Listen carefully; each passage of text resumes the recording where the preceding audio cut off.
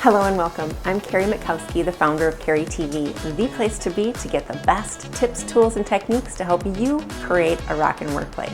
And today we've got Richard Leider back with us again, and he's going to be sharing his philosophy about his practices and what he does to stay connected to purpose. Let's get started. As I'm working with people on purpose, purpose has been the core of my work. I mentioned purpose being essentially the answer to the question, why do you get up in the morning? That's really what purpose is all about. You can make it much more philosophical, but that's it. So I always say there's 4 essentials to living on purpose. You can name your purpose and have a sense of. Number 1 is a purpose place. Where is that place where you can go? You can go there even in your mind right now as you're listening to this. And stop and hit the pause button. And take a deep breath and remind yourself of what's really important. Sometimes it's in our garden, but there's a place in our lives where we go to reorganize, to recommit. And maybe we go there, but mentally we can go there all the time. And so it's usually a place in nature that reminds us of who we are and what's important. Secondly is what I call purpose partner or purpose pod. And that is another way to think about it is a sounding board, which I talked about, but purpose partner is a committed listener that you can talk about and they remind you of what's important and you can be real with them.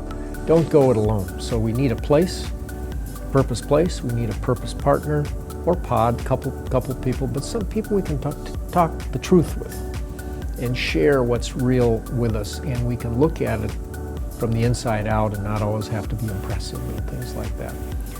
Third is a purpose practice. For me, an example for me is every morning when I get up, first thing I do, usually literally, but sometimes metaphorically, is I turn on the light. I flip the light switch. That reminds me today is a day when I can choose to be on purpose. Where is that going to show up today? So turning on the light is kind of like enlightenment. It reminds me I have the opportunity, I'll have moments of decision today to shed light or to step out in some small way, in the convenience store, in the parking lot, in the coffee shop, a kind word, that small little practices. At the end of the day, I turn off the same light, my mind or literally, and I ask myself, how did I show up today?